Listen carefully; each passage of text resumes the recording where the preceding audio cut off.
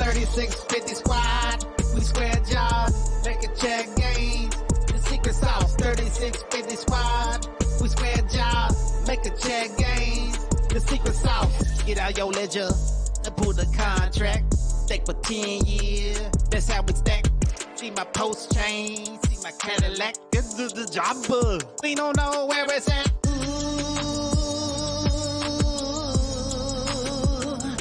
3650, 3650. Ooh, 3650, 3650. 3650 squad, we square jobs, make a check gains. The secret sauce, 3650 squad, we square jobs, make a check gains. The secret sauce, 3650 squad, we square jobs, make a check gains. The secret sauce, 3650 squad, we square jobs, make a check gains. The secret sauce.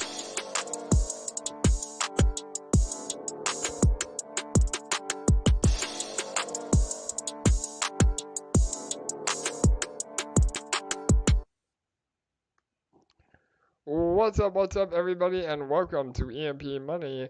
My name is AJ, I'm the team lead here, and this is our live AMA. We come to you every Monday and Thursday at 6:45 p.m. Eastern to discuss our entire mothership, or franchise, or whatever we're calling our conglomerate now. Lots of updates, not only again with EMP.Money, but also through CetoSwap, Sparkswap, SwapX, all of our incredible protocols that we've been building. So without further ado, though, I'm going to introduce my two co-hosts now, my fellow team member and original co-host with the most, LA, how are you? I'm good. It's been a busy day full of action, but excited to be here with all you guys. For sure. I know we had an AMA right before this one with Crypto Pride. Unfortunately, I missed it. I've been super under the weather. I don't know if you can tell in my voice. So I'm going to let LA and Jake take the lead today. But let me introduce my other co-host with the most and fellow team member, Jake. Jake, how are you, brother? What's happening, guys? How are you? Good, man. It's been a jam-packed day. I know it's never a dull moment around here, especially when we're trying to launch products. So, but I heard that the Crypto Pride AMA went really well, short and sweet, but lots of engagement, and excited for the launch of the Ceto 4 tomorrow.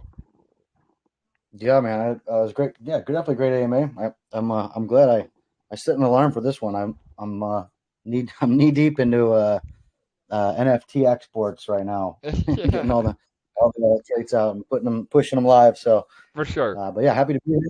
We're getting ready for tomorrow, man. For sure, brother. I know it's only about the countdown says like 18 hours, not even. So then yeah, we'll make this one as short and sweet as we can. I know there's a lot of final checklist items.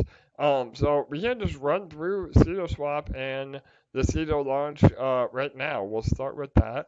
And I don't know, Jake, do you want me to share my screen again, or do you just want to go over some last minute bullet points? I mean, we kind of explained it a lot in the last AMA, but I guess the most important part is, what is the Ceto 404?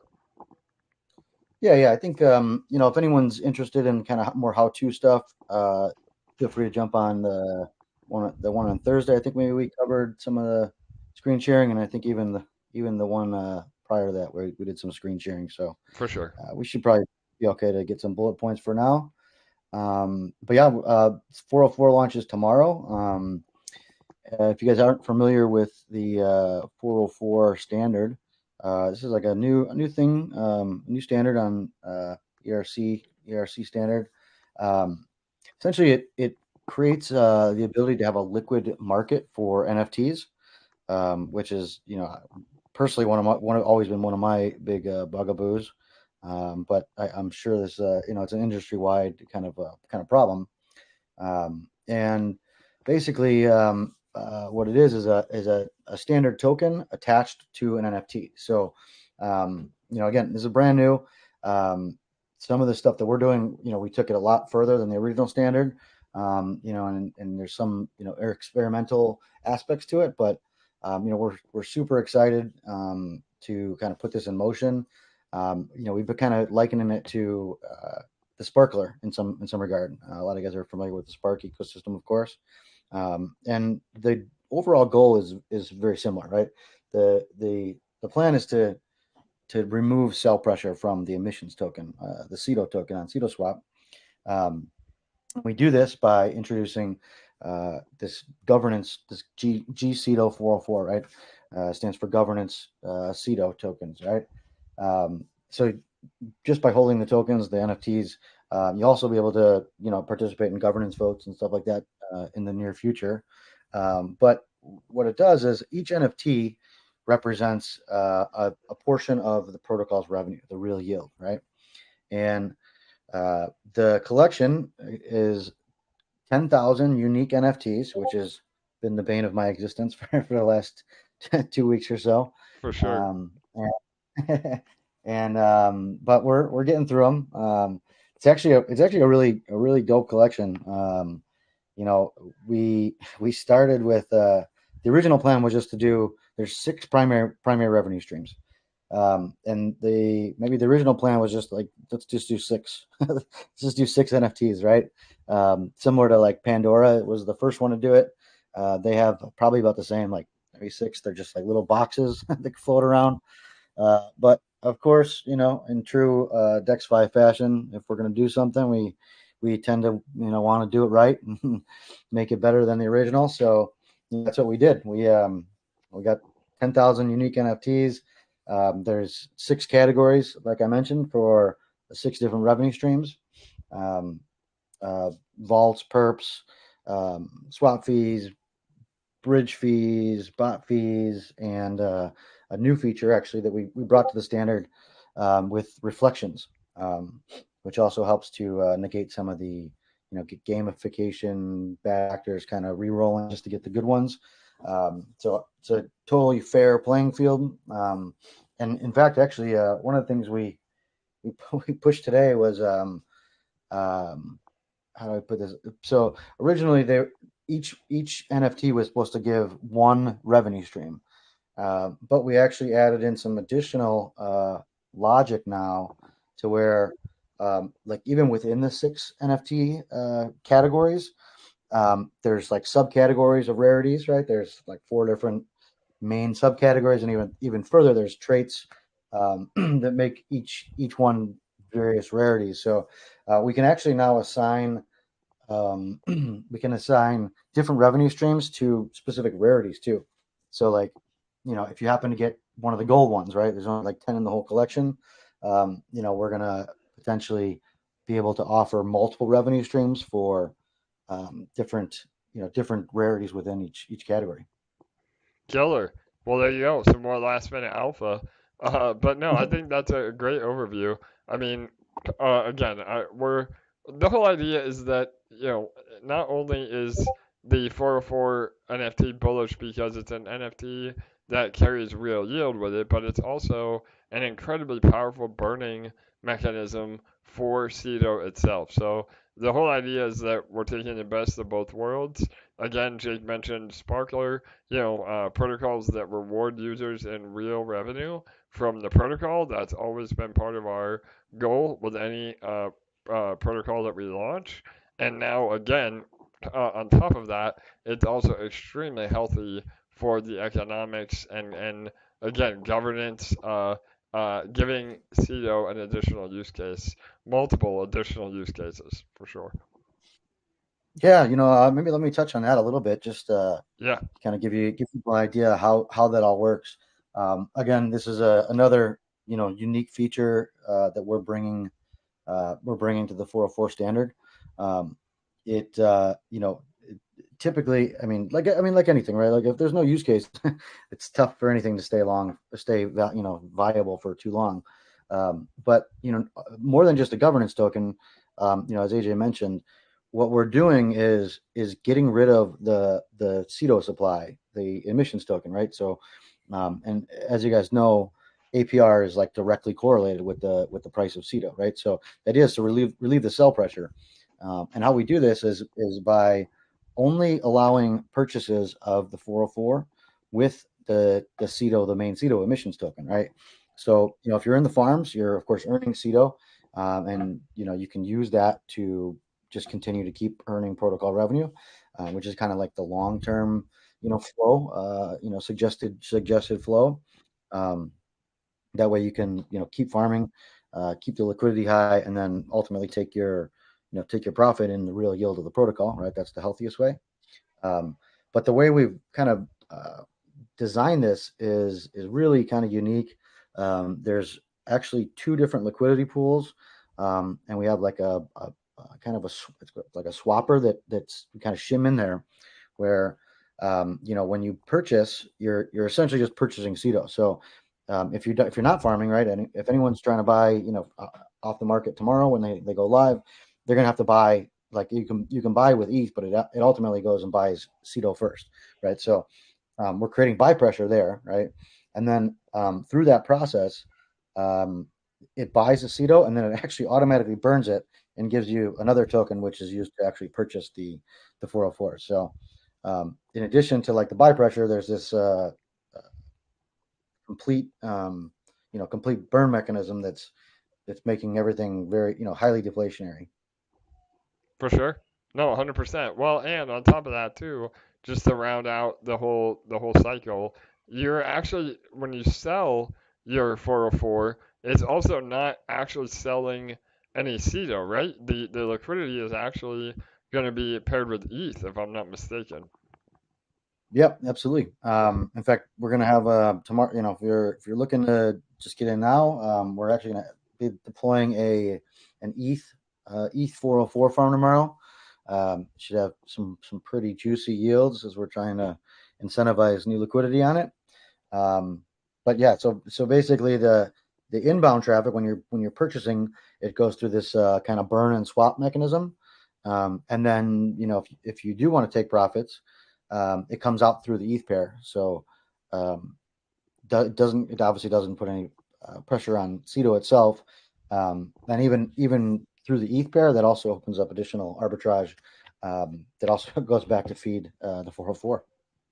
For sure. No, it's super, super bullish. Again, I mean, what we're doing here is unheard of. I don't know any other 404 that has gone and basically redeveloped their core mechanisms from scratch and also, implemented it in a way that it encourages burning and allows you to cash out without ever putting sell pressure on the native asset. So it's super, super unique. I'm excited to see how it all plays out. So, all right, let's do a rapid fire, Jake. We got some really good questions that from the AMA today and some other questions that we've seen, so I can just go through it here. I guess the one everybody wants to know. So, how do we buy one, and how much will it cost? Yeah, we're still still kind of figuring out the last minute pricing. For sure. I've said in the past in the $200 range to start with. I'm considering maybe lowering it because I think there's a lot of demand, and you have to realize that you have to please make sure that you guys have to understand it's not like a normal NFT mint, right? Where like typically a mint would be like an open minting period, right? Where it's a set price for the NFTs, and you just it goes until it mints out, right? That will be like the standard process. But in this case, it's think about it just like a fair launch token, right? Each NFT is attached to the tokens, right? So the token basically there really is no mint. The mint happens automatically as you're buying the tokens, right? So essentially, it's just a fair launch token listing that you can go purchase Ceto and then swap for 404s, right?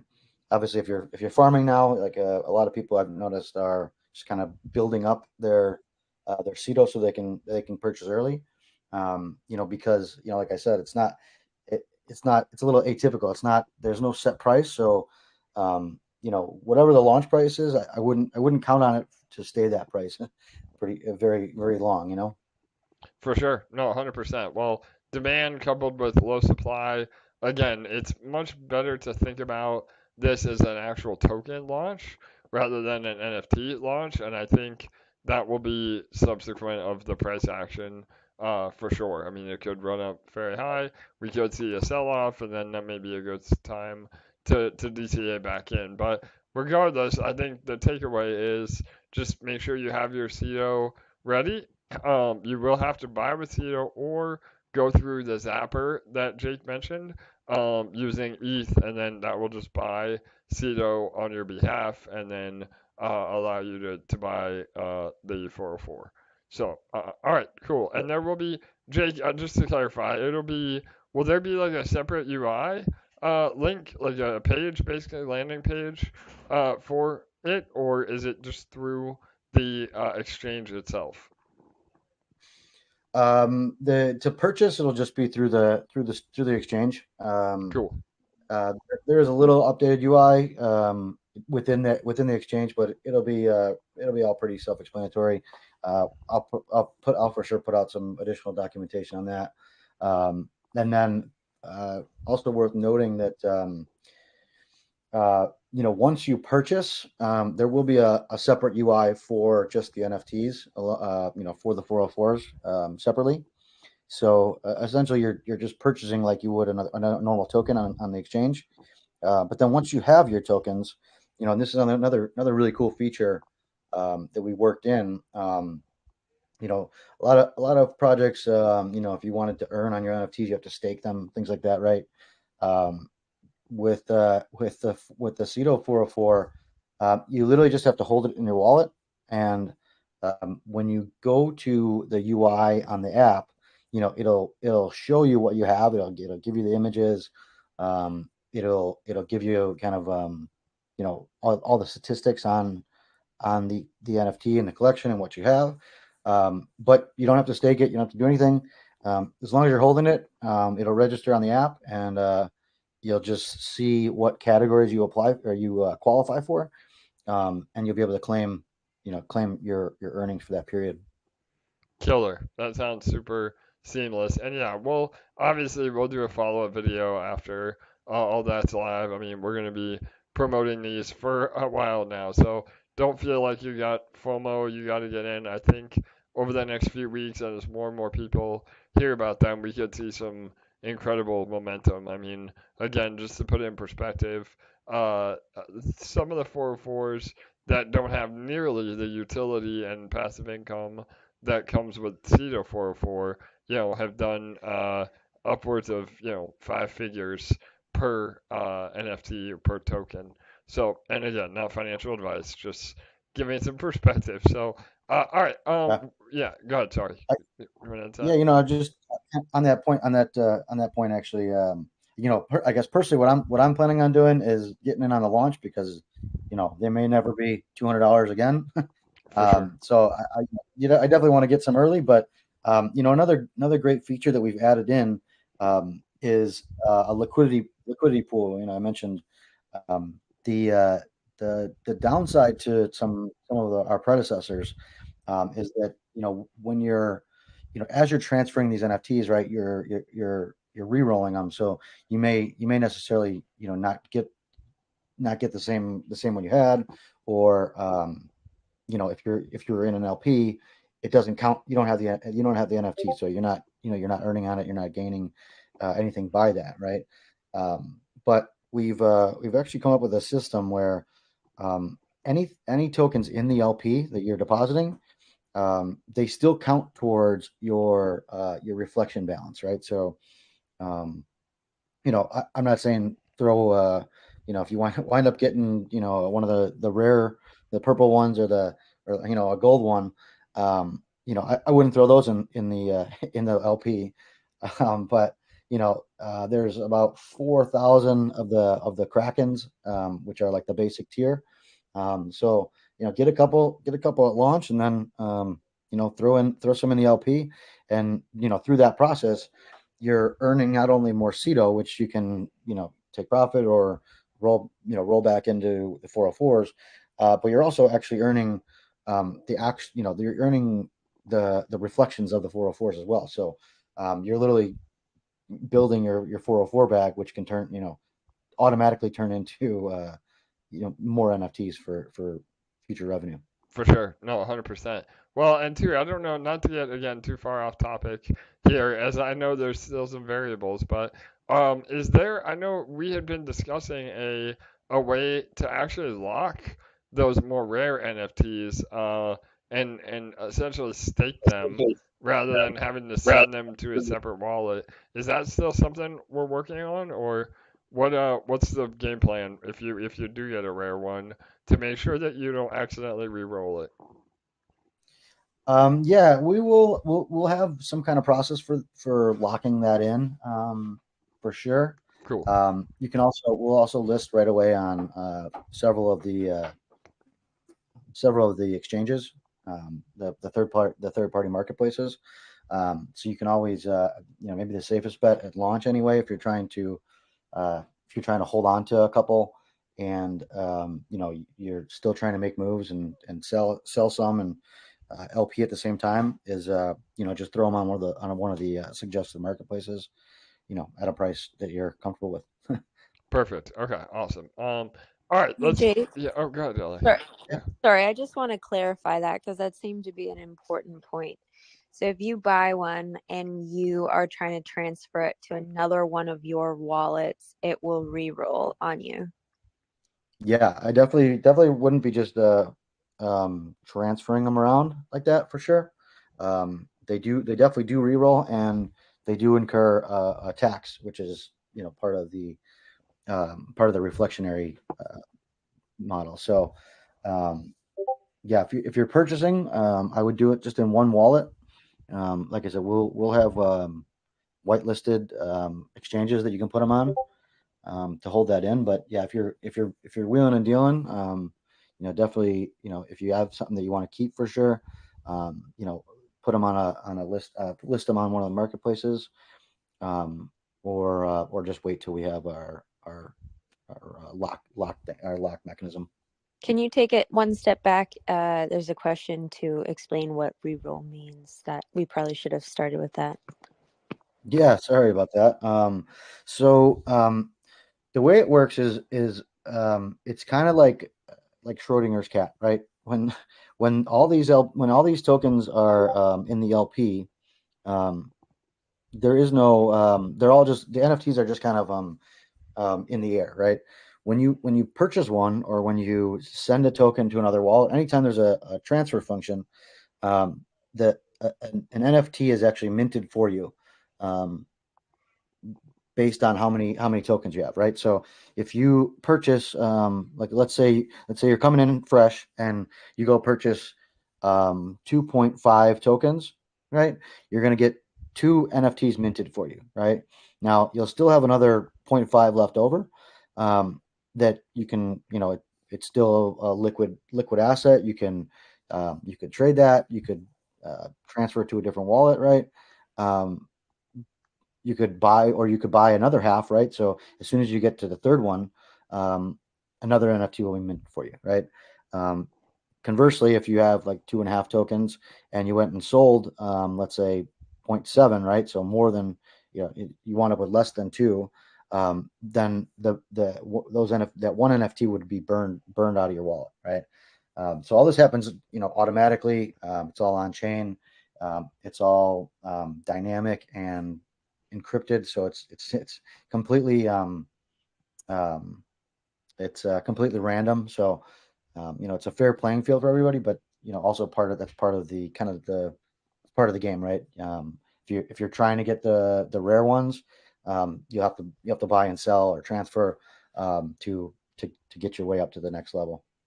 Yeah, no doubt. Well, and on a grander scale, I mean, this is why the 404s have been so bullish, is because they're a very high volume token / NFT. And having the reflections built in is something that is truly a game changer, because obviously the more volume the token does, the more reflections that we're all gonna get as part of it. So that was like, again, a major paradigm shift from our predecessors. And the takeaway too, I guess, is just make sure that you have a little bit more than just the integer of 1, 2, 3. You probably want to have, like Jake had said, 2.5, 2.2, at least enough additional that if you do need to, you know, move it or transfer it, you're not accidentally burning one of the NFTs that you want to keep. And we'll have a lot more info on this once they're live. And there's no rush to be moving it around anyway in the beginning. So, all right, cool. Yep. Anything else, LA? No, I think we can move through the questions we had written down, and then there's a ton in the chat too. Okay, yeah, we'll try to move through quick. I know Jake's got a lot to get to make sure everything's mission ready for mission launch tomorrow. So, all right, what is the advantage of having a Ceto 404 over just farming, Jake? Well, like I said, you can actually do both, right? Like, if you're farming, like if you're farming the 404, you're earning the normal Ceto emissions, and then you're also earning, the real yield from the protocol, right?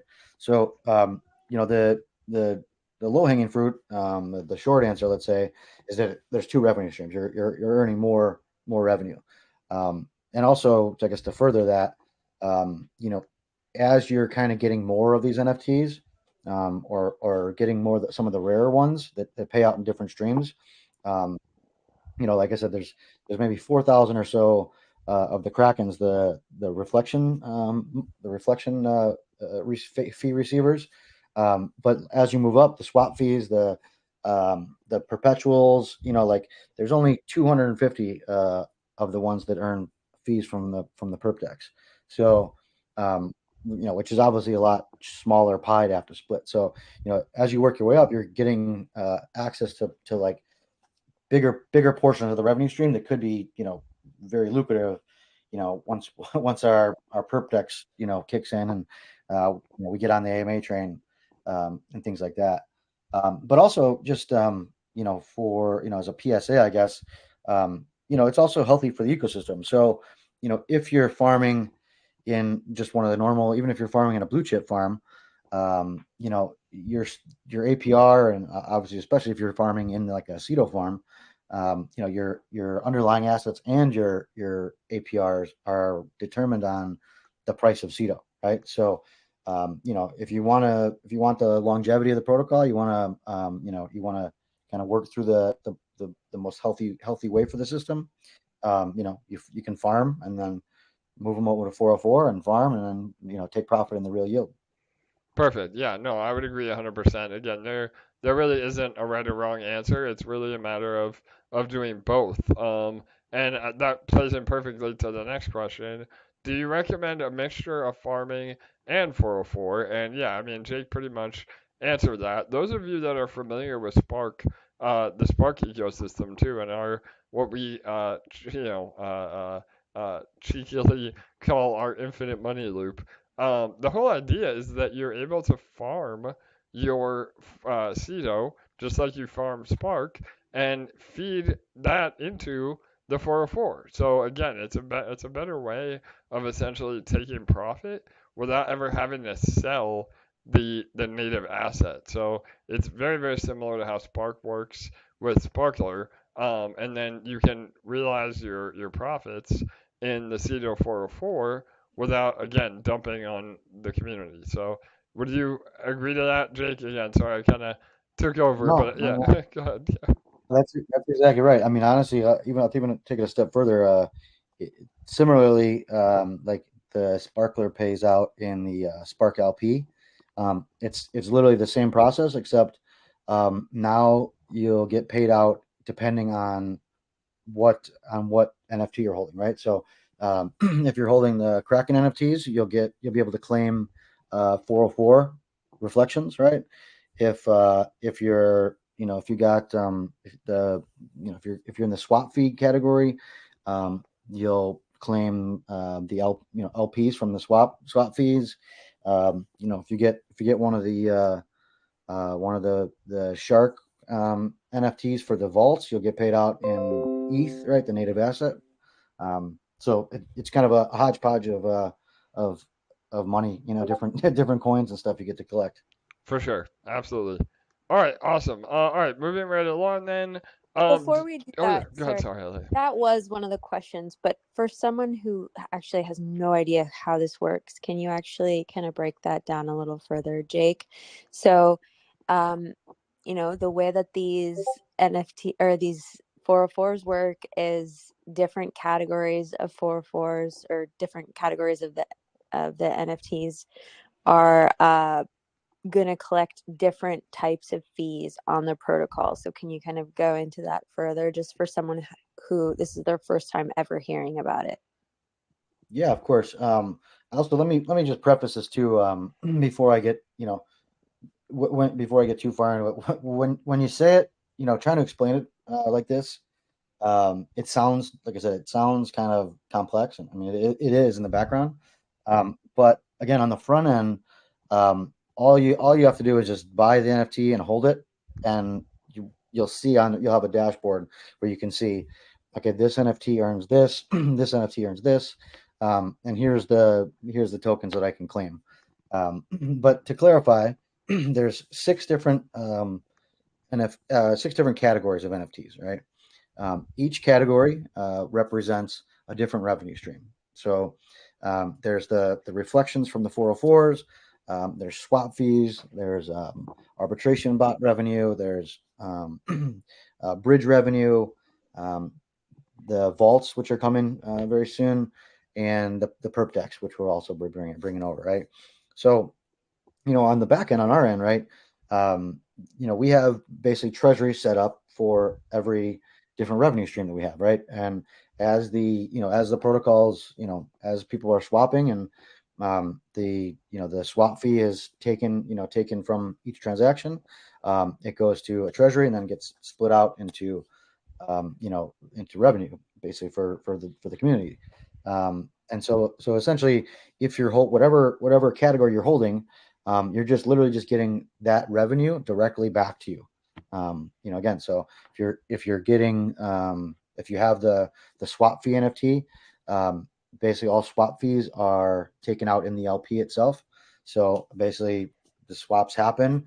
The little tiny bits of the LP keep going into a treasury, and then the LP is just pushed directly back to the NFT holders to claim based on their on their allocation of holdings.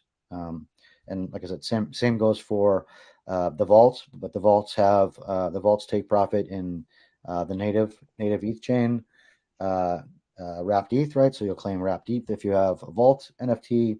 The 404 reflections are just directly 404 because it comes off the tax, right? So each category will have its own thing to claim, but again, you'll see the dashboard. It'll be clearly marked, what kind of NFT it is, what revenue stream you're earning, and like I said, very simple claim process. You don't have to stake it anything. You'll just basically claim it, and then you can use those. You can use the ETH to bridge out, buy something else. You can use the swap fees. If you're getting LPs, you can just literally just take that LP and go stake it again. A lot of different options for you at that point. Yeah, 100%. Well, and just to touch on this too, there's some massive game theory that plays into this that I think a lot of people aren't even realizing yet, because what happens is, these revenue streams can be very lucrative, meaning, just to give a hypothetical, say, the actual NFT that earns the perpetual fees, say that one is doing, who knows? Again, this is all hypothetical, but let's just say that particular NFT, because it is so rare, it's paying 1% a day or 365 APR. So therefore, that NFT is going to be in high demand, which will actually encourage people to want to obtain that NFT through re-rolling. So again, they will buy and sell that for above, 1 and below 1, because once you go below 1, you're able to re-roll that NFT for a new one. And so that volume, again, that's why these 404s, I mean, we could see literally hundreds of thousands of dollars in volume a day on 404s, and the fact that we have built in the reflections, that means that the reflections are going to absolutely moon. So yeah, there's just so many things that kind of feed into it, right, Jake? Yeah, I mean, I'll tell you what. Honestly, I'm gonna be jealous of whoever gets the one golden hydra for the perps. Uh, Yeah, it's gonna be a good find. for sure. 1 out of 10,000. That's bullish. So yeah, Yep, yeah, no doubt. and only 250 total for the perps. For perps, yep, 100%. So, all right, awesome. I guess, and so just to, I touched on it a little bit right there, but it's probably good if you follow up. What is a reroll? I know we talked about it earlier too. Does that mean that I'm allowed to get a second pick if I don't like the random NFT I got? Is there a fee? Can you just kind of go over that real quick? Yeah, so we kind of briefly we kind of went over it. The process of re-rolling is just exchanging the NFT for another NFT, right? Um, like I said, all this happens automatically and totally randomized, on the contract level. So it's not like you're not actually like swapping with any, one to one or, what have you. Basically, like I said, anytime there's a transfer function. So whether you send it between wallets or if you, sell some of it, right? Anytime your balance goes above or below one, right? So um, if you once you get one full token, right, that gives you one NFT. Um, like I said, if you go below one, the token, I'm sorry, the NFT will be burned for you. And if you go above one, a new one is minted, right? So that's the simple way of kind of describing the re-rolling. Like I said, we did implement a reflection, so it does incur a cost, a tax. So I mean, I like you said, there. I think we are going to see a ton of volume, but small tax on potential of getting one of the more rare ones, or even just getting additional categories. I think is could be lucrative for sure. Yeah, 100%. Well, and that plays into the next question we already kind of went over, but just one more time, really quick. What are the 6 types of NFTs? Do you have it in front of you? I know I've heard you mention Shark, Kraken. Can you just kick over each one real quick? Yeah, of course. Again, these will all be labeled, on the app, and we'll be updating the docs before tomorrow as well.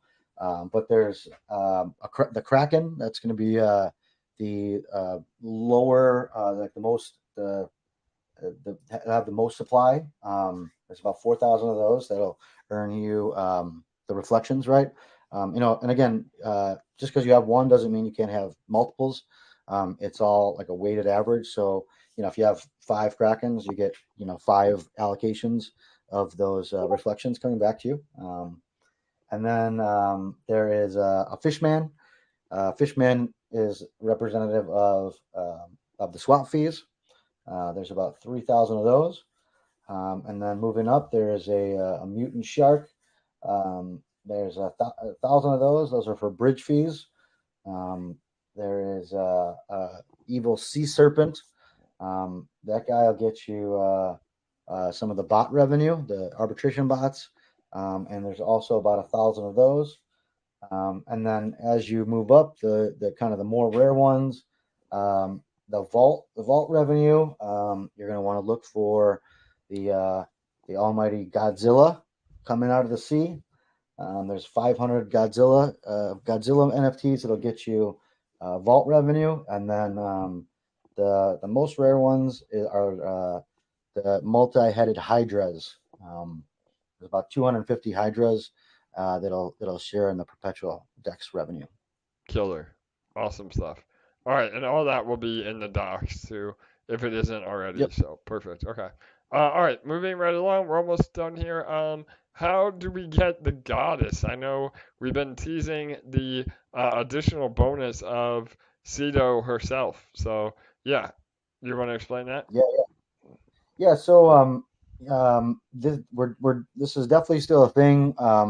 We'll probably introduce the Goddess Mint probably next week or so. Once we get everything out. It's worth noting that the Goddess is not directly correlated to the 404 like contracts, right? Um, the Goddess Ceto doesn't re-roll. It's not part of this intricate system. Burning and minting and re-rolling. Basically, the Goddess NFT will be kind of just like a bonus for collecting them all. It'll most likely be free. Like I said, we're more just offering it as a bonus for people that are able to collect all six of them. They will be obviously ultra rare. And like I said, once you have all six, you'll be able to lock those other six in and mint the Goddess one, which will of course give you access to all the revenue streams, as well as some bonus airdrop type stuff, lottery kind of things, additional revenue streams in the future, those kind of things. So a little perk for hunting down all six of them. Killer. All right, awesome. So, all right, and I don't know if we've officially announced this yet. You may have in the AMA earlier, but there are going to be some Easter eggs as well, including a Sparkie robot that is included in the mint. So, you want to talk really quick about how do you get a Sparkie? I'm assuming it's just going to be a random mint, just like everything else, and then what is that advantage of getting one of those? Yeah, so we threw a couple Easter eggs in there. The little Sparkie robot. They'll be balled in with just all the other ones. I would probably liken it, something similar to like a gold NFT. I think there's probably about a similar amount of golds as there are Sparkies. So they're going to be pretty rare for sure. We'll definitely have certain revenue streams attached to that. But I think even better is the Sparkies will get you access to some future earnings with Sparkswap in the near future. In particular, I think what we say a whitelist spot for the Spark 404 coming soon. Yeah, 100%. Sorry, doors are slamming at the house. So yeah, no, that's the bullish alpha again, and we have a lot of questions in the chat too. When Spark 404. So yeah, we're definitely taking everything that we learned with Ceto 404, and we're gonna bring it to Sparkswap for sure.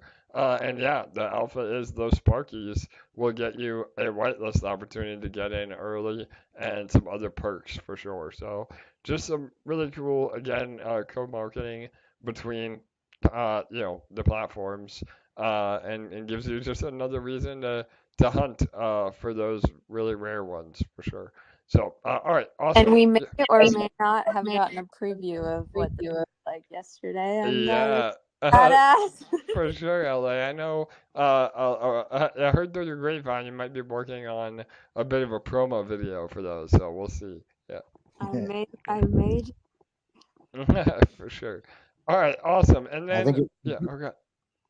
I'll say if nothing else, the Sparky NFTs will be commemorative of the new Sparky UI update, huh? Yeah, no doubt. Well, we'll get into that too in the next part of our updates. But yeah, we have a huge UI upgrade on Sparkswap, and yeah, this little Sparky robot will be our new mascot. So for sure, no more bunnies or unicorns. We got a badass robot. So yeah. All right. What? Oh, the marketplace. So you had mentioned that there will be some marketplaces that you're going to be able to list. And I know we had maybe discussed rolling out our own marketplace in the future as well. Do you want to just touch on that really quick for people that just want to buy, like maybe some of the more rare NFTs outright, rather than having to actually re-roll them? Yeah, of course. There's a couple marketplaces on Manta. Um, I don't want to give out the names just yet because like I said, I need to make sure we get them all whitelisted before I officially tell you guys where to put them. For sure. But stay tuned to the socials and the docs for sure. Obviously we'll link the official marketplaces there. Like I said, there's a couple of them. Honestly, it's good overall just to even get exposure. If you got a couple you want to hang on to, you can list them there for over market values. So either you're making money or at least earning or locking in so you get to keep it. And like I said, good exposure for the protocol. But yeah, also a good way to. I think there's going to be a good amount of volume on the marketplaces too. Obviously, it's re-rolling and trying to get the rarity. The old-fashioned way is great, but I think it might be difficult to get all six by yourself. So I have a feeling there might be some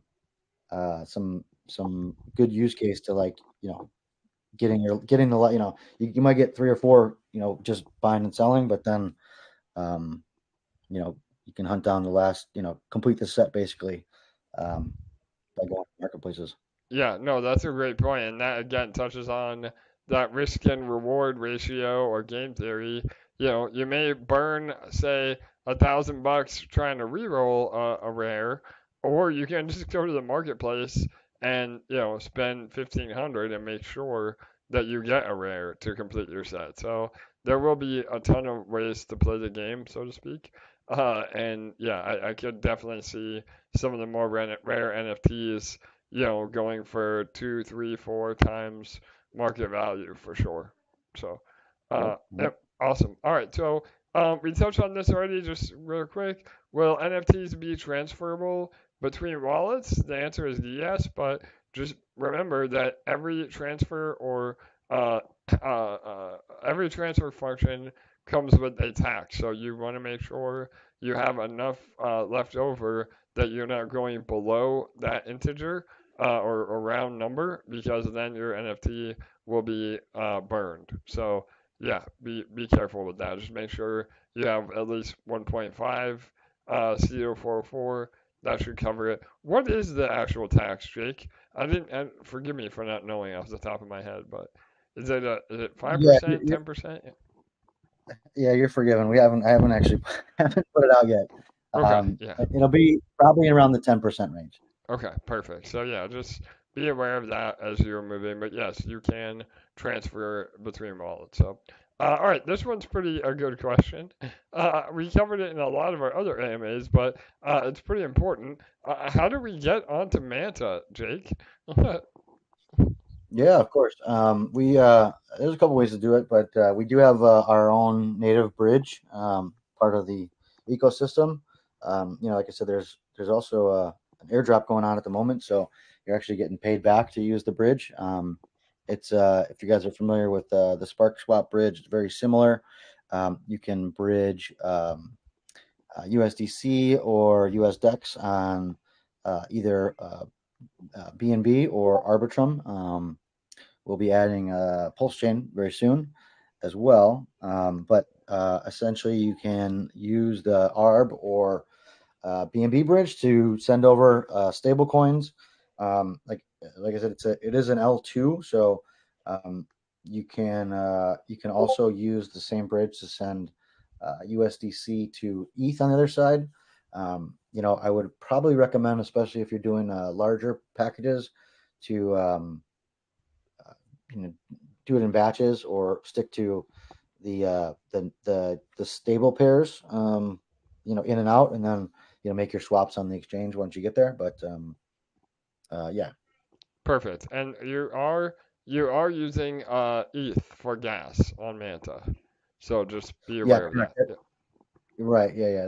That was my point. Is you feel free to bridge the stables in, but then, like I said, you can send $20 of USDC and just make sure you select ETH on the other side to to get you a little bit of gas money. For sure. Yep. Just like we do with Pulse. The bridge is super robust. It's a bridge and a swapper as well. So you don't have to beg your friends for some ETH to get some gas money. All right, awesome. All right, so just a few more here, and then we'll wrap it up.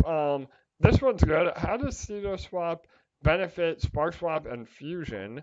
I can kind of take this one. I mean, again, Ceto is now part of our core franchise. So just to give a little bit of background without going into too much detail, Ceto originally started as a protocol that we were building for somebody else. We have now essentially taken that over and absorbed it into our core franchise. And the whole idea is that we are trying to build these protocols, whether it be a swap or the infrastructure with bridges and vaults and perps on these lesser known chains where we can really gain market share. And that's part of our business strategy moving forward now that we have merged essentially with DexFi, and we're able to go to these lesser popular chains and really establish ourselves, and start generating real yield. And that real yield, I mean, obviously, the whole goal is that it feeds, the entire, again, mothership or franchise or whatever you want to call it. So, as we continue to generate fees, obviously supporting, the real yield and the protocols themselves is the number one priority. But as it grows, there's enough money to go around, and then that will absolutely come back to, DexFi with the GDEX token, or Fusion, EMP Fusion, Spark. I mean, it becomes an entire conglomerate at that point. So, yeah, I don't know if you want to add to that, Jake, but that's the goals as far as I'm concerned. Yeah, I mean, that was a great rundown. Yeah, I mean, I think in general, I think you hit on the head with kind of building our building market share, right? That's like at the end of the day, right? That's what we want, right? We want market share. We want more users. We want better products, right? And it's almost hard to even conceptualize the positives, in so many words. But we've just noticed like the numbers across the board, whether it's the bridges or the bots, vaults, right? Like the larger the more we expand, the more people we can reach, the better for all the ecosystems. And then obviously there's a huge value in the technology and the amount of things that we can build and kind of repurpose and reuse. Our tech stack is getting out of hand at this point, in a good way. You know what I mean? So everything kind of like you like to say, kind of goes back to the mothership, and it's like almost economies of scale principle. The more we have, the more people that are involved, the more transactions in the ecosystem, always kind of benefits the whole. Yeah, yeah, no, 100%. Well, and again, I mean, Manta is a whole different audience and network that we didn't have exposure to, before a month ago. So, the more chains that we go to, the more infrastructure that we build, it brings more and more eyeballs back to Spark and L1DEX and EMP and DexFi and everything that we're doing. And, again, not to get too far off topic, but there could be a situation in the future that we do merge everything into one, multi-chain platform, and then now we're competing with Uniswap and 1inch. So yeah, the future is super bright for sure. I just want That's the goal for sure. that the people who come into the EMP chat and say, we're posting about too many other things that we're launching, and I just want to hear about when Fusion's launching. That's the backwards way of thinking.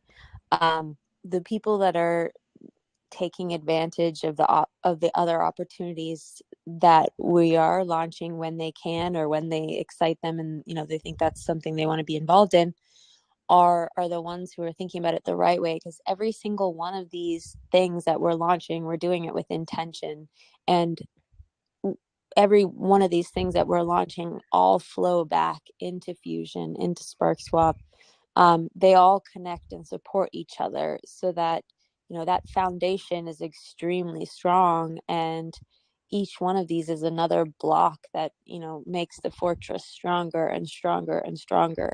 But even if you are excited about Fusion and you don't have any intention of investing in any of these other things, you should still be really excited about them, because they all support Fusion and will allow you to earn more while you're involved in it. So every time we launch one of these new protocols on another chain, get excited, because it means bringing in new members to our community that give more exposure to our original protocol and our entire ecosystem, and it means more revenue. So it's a great thing. 100%. Could not agree more. And yeah, it is frustrating when people don't see the bigger picture. I mean, we're playing chess and not checkers. And yeah, I mean, it's not a matter of trying to,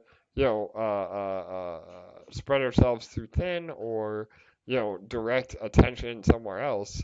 It's literally a matter of generating more revenue for, all of our bags, which is the whole point of what we're doing here. So, yeah, great point, LA. Thank you for bringing that up. So, and speaking of, yeah, okay, go ahead, Jake. If you don't mind, yeah, I think also important to note too that like nothing gets ever put on the side, on the back burner, because we're doing something else. The team is large enough now that we have different kind of pods that work on different things, right? So, if you're out there thinking, oh well, we're not building Fusion because we're building CetoSwap or Sparkswap or any other things, that's just not the case. There's dedicated teams for different things, so it all gets built at the same time. Honestly, if we weren't doing that, we would have to have the guys working on something else anyway. So at least For sure. we might as well keep it in the house. Keep it in the family. Yeah, no, 100%. And I think that's why, this partnership that we've, garnered over the last few months now has been so powerful, because you guys fill an extremely important gap in terms of development. We help out in the community management and marketing side, and it's just been a match made in heaven.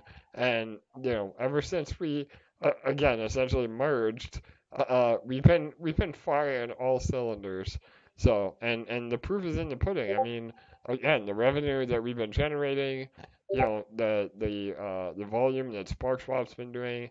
Now, Ceto off to a great start. Things are just looking super epic for sure. It's also Yeah.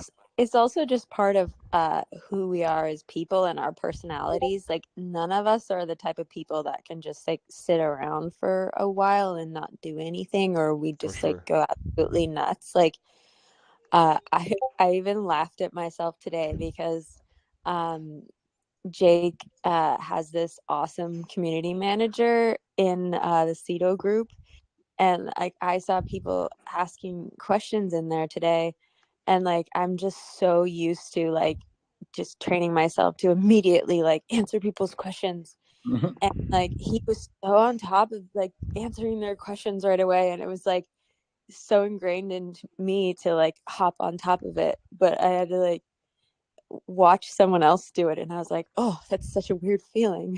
Yeah, It's like Yeah, we're so ingrained to just want to do all the things. All of us are just like that. So there's no way that like if we're not doing this, like we would just sit around doing nothing. None of us are like that. That would be so boring. totally. Yeah. absolutely. Yeah, it's a great fit, and again, it means that we can get more accomplished than any other dev team I know of for sure. So, All right, awesome. So the last one, again, I'll let you take this, LA. Speaking of, getting the word out and, getting involved in other communities, we have a huge AMA train that we're loading up. Again, I said we're adding the diesel fuel or the coal into the steam engine. So yeah, you want to give us a little update on that? It started today. Yeah, we have an awesome AMA train lined up for CetoSwap here to get everyone excited about these 404s and just so that everyone finds out about them outside of our immediate communities. We kicked off today with Crypto Pride. It was a great start. We had a really great turnout for that. Amazing questions being asked. So it just like had this amazing flow. I see a lot of familiar faces here tonight from that stream earlier. So great to see you guys back here on our stream. But we have AMAs coming up almost every day over the next several days. So I'll be posting our schedule every day. We have another great one coming up tomorrow with one of our favorite call groups, Midnight Calls. That one's happening at noon Eastern tomorrow. So we'll hope that you'll join us for that. But yeah, we're going to be hammering this out and getting the word out absolutely everywhere over the next couple weeks. So expect us to just kind of see us in all the places. And if you've never been around for an AMA train before, get ready because they're epic. Yeah.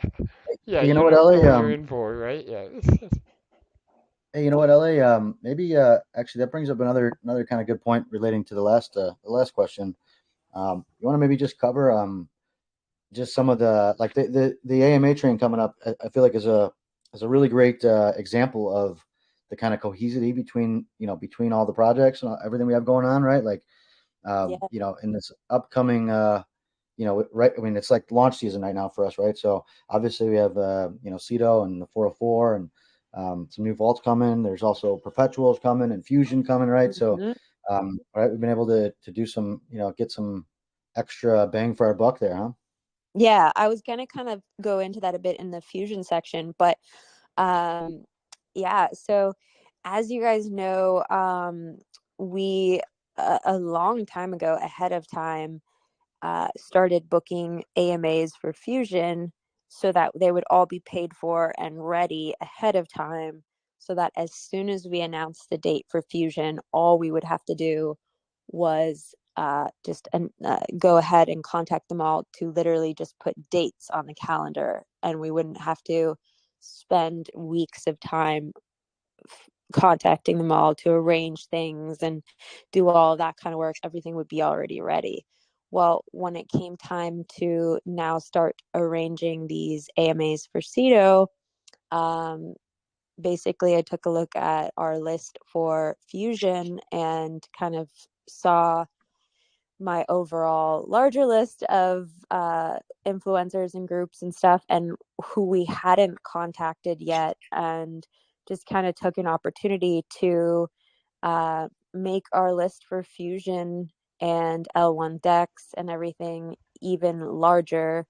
So we've been able to book a lot of package deals by contacting these people and booking 2-3 AMAs in one shot with them, so that we can right off the bat pay for an AMA for CetoSwap Fusion L1 DEX or CetoSwap Fusion Perpetuals or whatever is the next few things that we're going to launch, which will probably be maybe even 4 things in a row.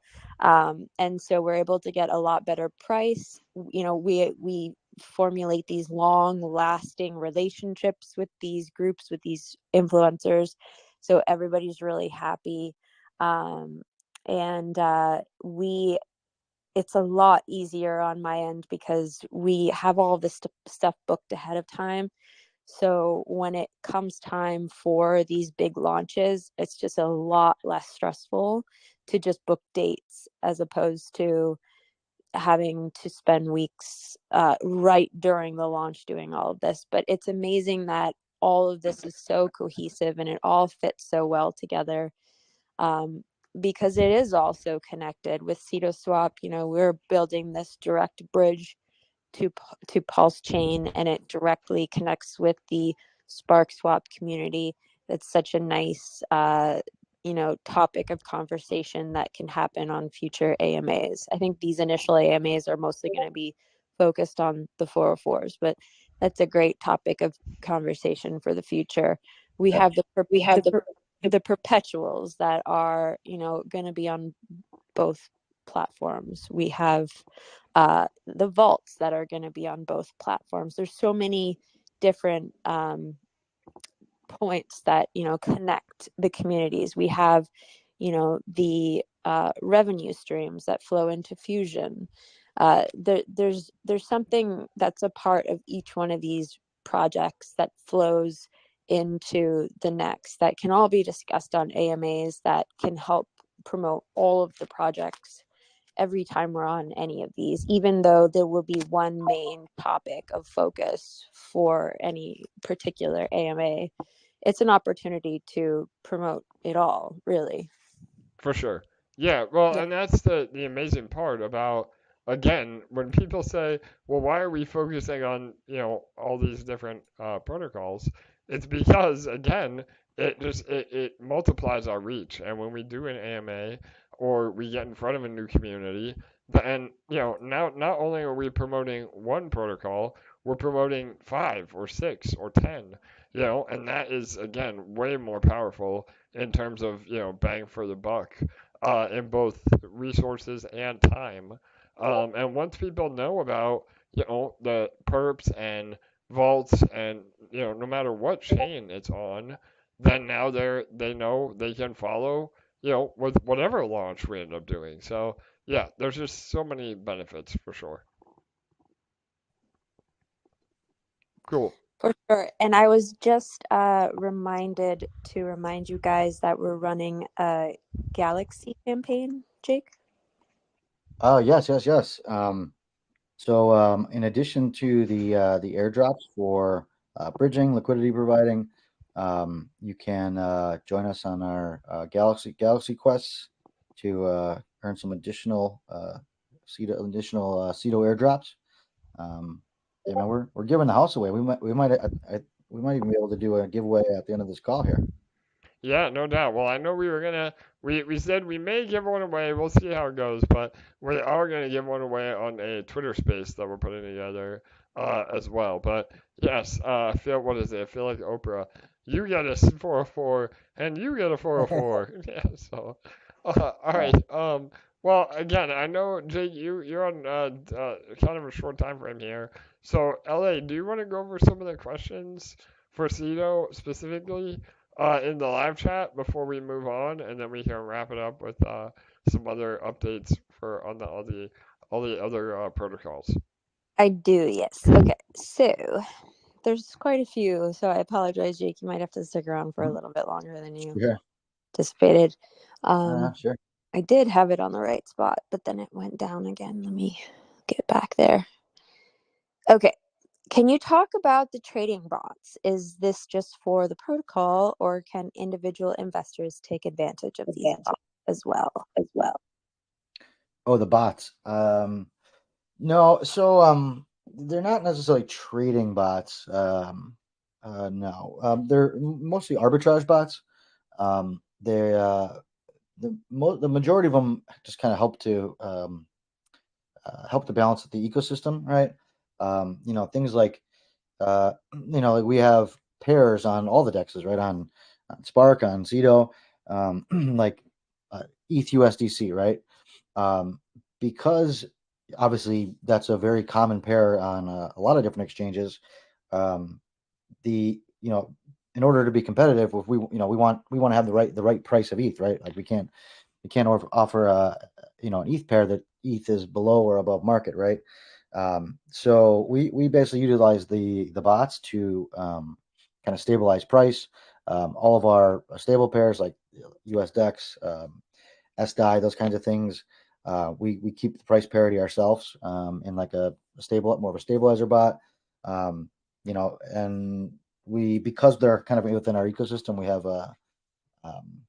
some kind of tricks that pretty much guarantee us to be number one at all times. So yeah, unfortunately, no, they're not public kind of public, except for the fact that you can now buy a bot specific NFT and earn from it. Yeah, 100%. I was just going to say that. Yeah, you can't get access to them, but indirectly you can. If you have those, those are the Krakens? What one of those? The bot specific. The bots are going to be the sea serpents. All right, there you go. So look out for the sea serpents. Perfect. Awesome. Okay, here is another one. Should we consider impermanent loss with the 404 liquidity pool, and will there be a 404 USDEX pair? Yeah, I mean, there's impermanent loss on any LP, obviously. Yeah, it's paired with ETH, so it should be lesser than a USDEX pair. But no, we probably won't be adding the USDEX pair, at least not right away. We'll have two pairs. Probably only one public. The other one will be part of the burn mechanism. But we want to really, especially for for launch, we want to really consolidate the active liquidity out there. So, it'll probably just launch with just the ETH pair. That way we can keep the APRs higher for a little while. Perfect. Cool. What will the NFTs pay out in? Yeah, so like I said, each NFT gets its own revenue stream, and now each of those revenue streams have a different payout token. Like I said, the Krakens, let's say, are part of the reflection system, so you'll be able to claim just more 404s from those. Let's see, the swap fees are LPs, right? So each time the swap fee is taken out, it comes out as the LP itself. So it'll be like a mix of different LPs, Ceto, USDEX, USDC, those kind of things, right? ETH Manta, even the blue chips will get some of those. Let's see, the bots are kind of cool. Those are just like depending on what the bot tokens are. So like the ETH USDC bot, when that one pays out, you'll get ETH and USDC blue chips. Same for all the pairs, whether it's a Manta bot or whatever. It's just whatever the pairs are, the individual tokens you'll get. The vaults pay out in like just a wrapped native token, so like wrapped ETH for that one. So nice little hodgepodge of blue chips. Sick. Does your 404 NFT burn by putting it to earn in the LP as well as earning the category rewards?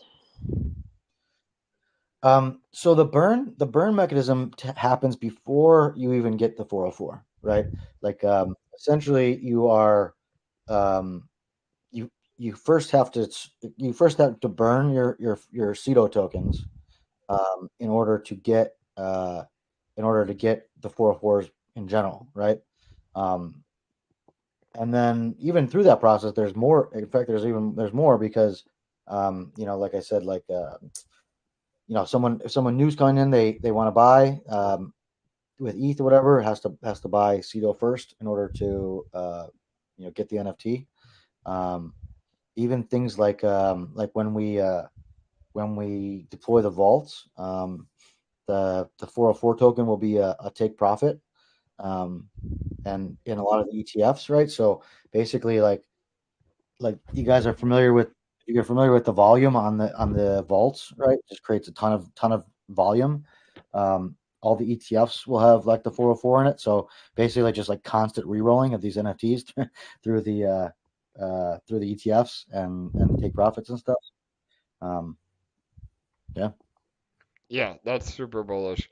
And I think too, just to clarify, part of that question is if they put their 404 into the LP, then yes, technically in other words, you wouldn't want to be doing that with a rare NFT.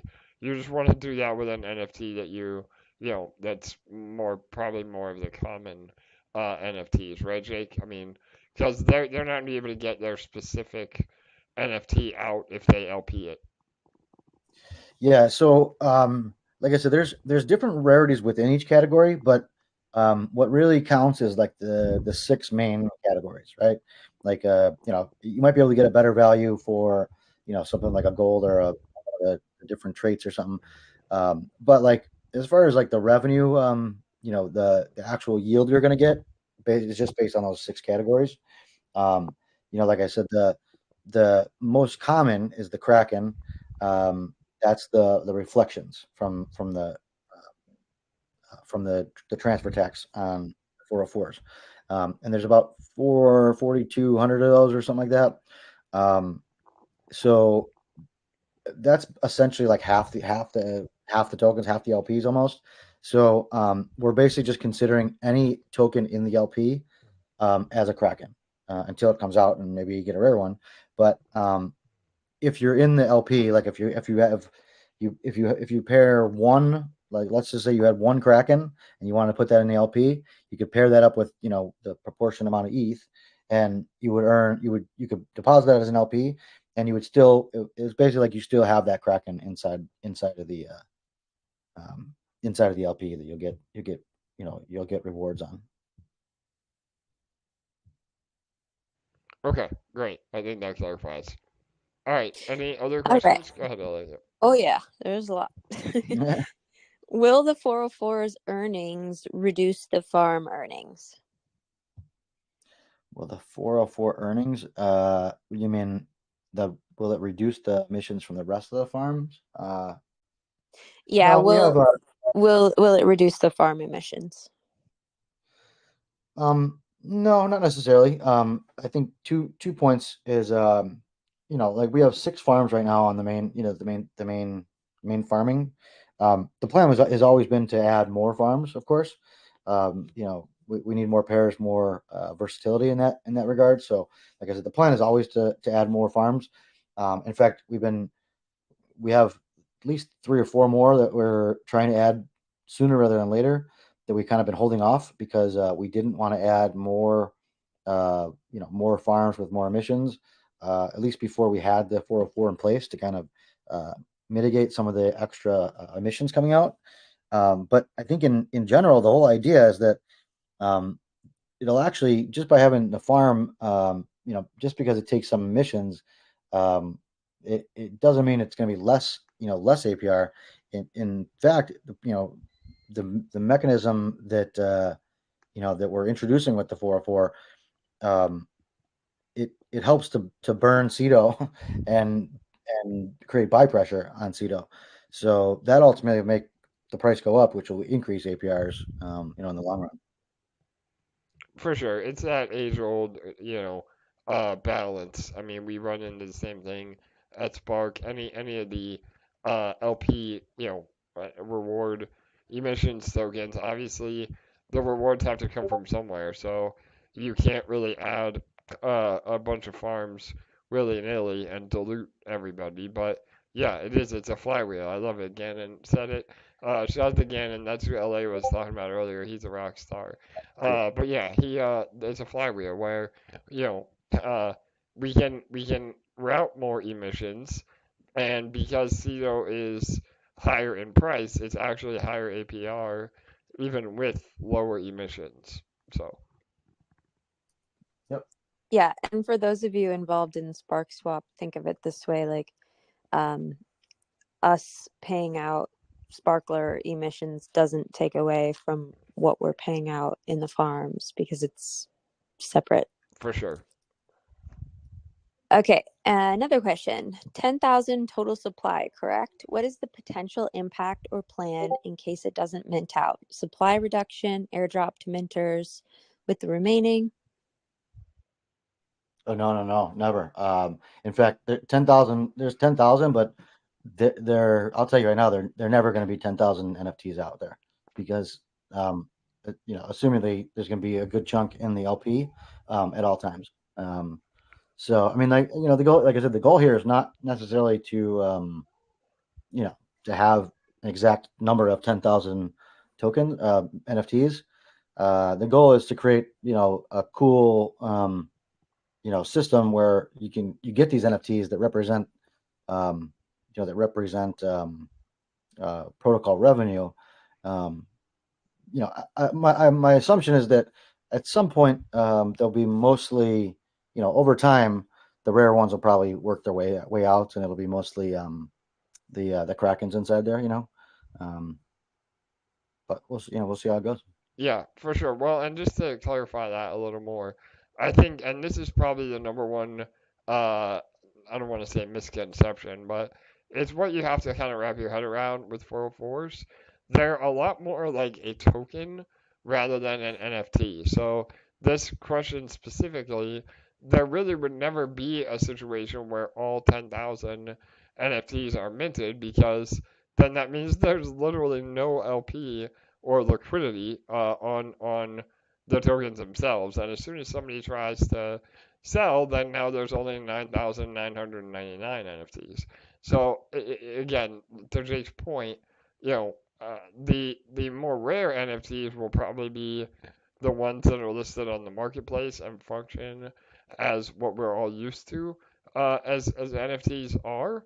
But the rest, again, it's easier to think of them as just a token, and that in itself is bullish because the Ceto 404 only has a maximum supply of 10,000. That is extremely low in terms of total market cap or total total supply of any token. So that again should drive value for sure. I mean, especially when you think about like the real circulating supply, tokens that are in the marketplace available to sell. For sure. And that's, like I said, that's why it's one of the reasons why we like the Krakens are almost half the supply, right? And we did that on purpose to make sure that there was enough of the lower value ones to stay in the LP, so that people can get out if they want to sell the more valuable ones at some point. Perfect. Sweet. All right. How often are the fees paid out? Yeah, there'll be we're gonna have epochs like probably every 3 days or so. We'll fill up the contracts. So just to give you like a little idea, I mentioned before that there's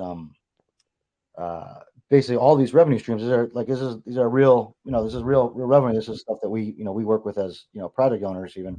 They collect in a treasury contract, and then that treasury contract is claimed and then dispersed, right? There's some like obviously you don't want to be claiming like every day because you're going to waste more money on gas claiming it. But there should be a steady stream, kind of coming out into those the reward contracts for sure. Like I said, we'll probably refill them on a a couple every couple of days, but they'll probably just emit like a normal farm would. All right.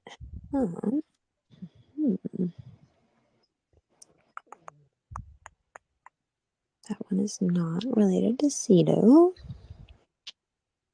We're almost at the bottom here. All right.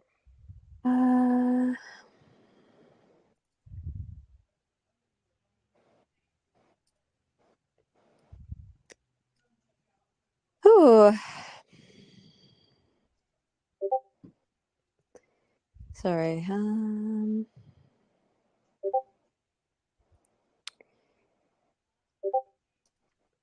Okay, so some of these won't earn until things are out, like the vaults, correct? Yeah, that's correct. But the vaults will be here in a couple days. Pretty much everything except the vaults and perps. Perps are probably a week or two out. The vaults will be a couple days after. But yeah, I mean, honestly, those are the more rare ones anyway. So I think it's going to take a minute for those to make their way out for starters, and it's pretty much guaranteed revenue as soon as we launch because there's already assumedly TVL waiting for vaults, so that kind of stuff. Sweet. Yeah. The chat tonight has been off the hook, man. So many I love it. in here to sift through. I love this comment. It's not a question, but I gotta read it. Make sure you're wearing your shades, everyone. Need to protect your eyes. The future is looking bright. Especially on 4 days on the eclipse. That's gonna be a good day. All right. We're almost at the bottom. Okay, I think that is it. Okay, sweet. That's it for questions for Ceto related. Awesome. Oh, one more came in just as I said that. Is there a list of which sea creatures are most rare? Yeah, I got an update to the docs coming probably tonight. I'll give it to you again real quick. Kraken is the least rare. Fishman is the second least. And the shark and the sea serpent are both in the middle, about 1,000 of those. And then the two top tier ones are the vaults, Godzilla, and the Hydra is the rarest. So I'll put that all in the docs very soon. Killer. Sweet. Actually, I don't know. Technically the Sparkie is maybe the most rare category. Yeah, that's true. Yeah. I think there's only about 15 of those out there. Well, there you go. Perfect. So keep an eye out on those Sparkies. I'm gonna have to be searching the secondary markets and sweeping the floor for sure. I definitely want a Sparkie. Yeah. So just a reminder, guys, this all goes down in 12 hours and 45 minutes from now. So set an alarm on your watch, your phone, whatever you use to remind yourself, and you won't want to miss it. Awesome. Yep. And make sure you join all the socials. I know we have Telegram and Discord. It seems like Discord has been a little bit more active, but either way, I think, we'll post all the official links down below. We have a lot more to go over with our own other updates, but yeah, I'll let you go, Jake. I know, again, you're in NFT hell, trying to get them all finished before the actual mint. So, yeah, any other final words or anything else you want to share before we move on? No, man, we covered a lot tonight. I just gotta add some metadata, get these traits out there so you can sling them for extra on the secondary markets. For sure.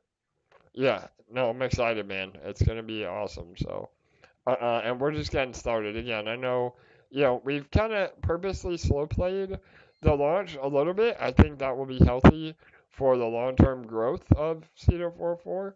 And obviously, we're rolling out the marketing to go with them. But once people finally see these out in the wild, not only are they badass with the way they look, but then we can actually start seeing, the revenue that they generate. I think we could see some incredible hype as we continue over the next few weeks, for sure. Yeah, absolutely. Honestly, I think I don't think there's a collection as cool as this one on Manta, that's for sure. And even just in general, they might have some standalone value just as the NFTs alone. Yeah, no doubt, brother. Well, it's funny you say that. I know you and I have been joking about it, but Ceto has been number 1 and 2 on the entire Manta network for like a month straight, right? So, all-time trending. Yeah, bro, all-time trending, exactly.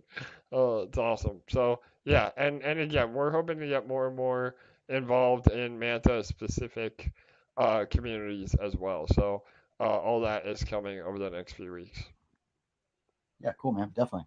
Cool. All right, awesome, brother. Well, thank you. We'll let you go, and if there's any other specific questions I can't answer, we will bring it up on the next AMA. So. Yeah, actually, maybe one last thought. I may even do an internal live stream maybe around tomorrow at some point. I don't have an exact date yet, time yet, but at some point maybe I'll hop on and kind of do some walkthroughs and Okay, show everybody what's perfect. going on. So yeah, there you go. Just we'll do an announcement tomorrow. So just make sure you're following our socials and we can jump on for sure. Cool. All All right, right. guys. Good chatting. All right. Thanks, Jake. All right, brother. Okay. Thanks, Jake. Bye, All guys. right. All right, we got it. All right, LA. Well, you and I can kind of bring it home. Then just some updates with Sparkswap, SwapX, and Fusion. Again, I'm starting to lose my voice already, so I'll let you take the lead, and then I'll just chime in. But you want to start with Sparkswap? All right. Okay. All right. Okay, so we have a huge UI upgrade coming extremely soon. Get excited for that. Word on the street is that there might even be a Sparkie featured. If you were with us, I think it was 2 AMAs ago, you would have seen a little preview on a screenshot that AJ did. Be on the lookout for an announcement about when it's coming. It's going to be super soon. The mobile connections will be a lot smoother when that goes live, so get excited about that. We're also making really great progress with our PERPS platform and integrating the Pulse tokens. Oh, there it is. There's Mr. Sparkie. Yep, there he is. I pulled him up for you, LA, while you were talking. Yeah, I just So, love it so much. Yes. yeah, so we're excited to have our own little mascot now. The UI will be much better, again, much more mobile friendly. I know a lot of you, or some of you, have been having some wallet connect issues. All that will be fixed, and it'll just be a lot more. Over time, we'll have a lot more analytics as well. I know we've mentioned, treasury uh, contracts getting tracked. To really see where the revenue is coming from, better sparkler tracking info. So yeah, just this gives us the foundation to add much more as we grow. And then it doesn't show it on this screenshot in particular, but one of the most highly requested things was to have the bridge in its own little tab. So I think that's something we're probably integrating, right, AJ? Yeah, 100% LA. And with the bridge, the ultimate goal is that you're able, I know, we've been doing a bunch of tutorials trying to teach everybody how to be a better DeFi user using DBank and, all the tools that you're given. But the ultimate goal is that we will actually have the ability to track your bridging transactions on the website itself. So, a lot of other bridging sites allow that. It'll tell you where in the timeline your funds are. I know I've been using the bridge And I just personally. The last few days it's been like a minute, LA. By the time we're able to show them where the bridge is, it'll be over with. But yeah, go ahead. I want to say you can track it. We're not going to be tracking it and stalking you. You'll be able to track it. Yeah, 100%. Yeah. Because you said we'll be able to track it. Oh, no. I'm sorry. Yeah, you'll be able to track it. So yeah, Yeah, it'll just be a pop-up. It'll say funds received, funds minted on the destination chain, and then, you can hit, and then it ends. So yeah, it's just a way that, again, you don't have to go to DBank or another explorer to be able to see where the funds are. Yeah, and honestly, like I find in Pulse Chain in particular that the explorers are just like really confusing and hard to read. Compared to BSC, I just find them a lot harder. So DBank has just been so much easier, but with it being integrated into our site directly, it's just going to be so nice because a lot of people don't know to go onto DBank. So we've been working really hard to try and educate everyone on that. But to not even have to take that step and just have it automatically show up on the site is going to be great. Yeah, totally. Cool. Awesome. And so Also, yeah, we've been making really great progress with our PERPS platform and integrating the Pulse chain tokens. Do you want to say anything about that? Yeah, so we're little by little again we part of the rollout again. Ceto 404 is been the priority at the moment, but we are peppering in promo of the actual Perps platform on Pulse, especially because we want people to be familiar with the Perps platform on Pulse because eventually it will be on Manta as well through Ceto. So.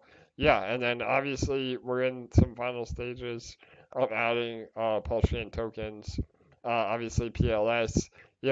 Hex is a little bit harder because we need to have a very reliable oracle or a price feed, and there's been a lot of volatility, especially recently on Hex, both eHex and PHex. So that might take a little bit longer, but hopefully PLS is very, very soon. And we've already added ETH, and we're going to be adding some other higher volume meme tokens as well.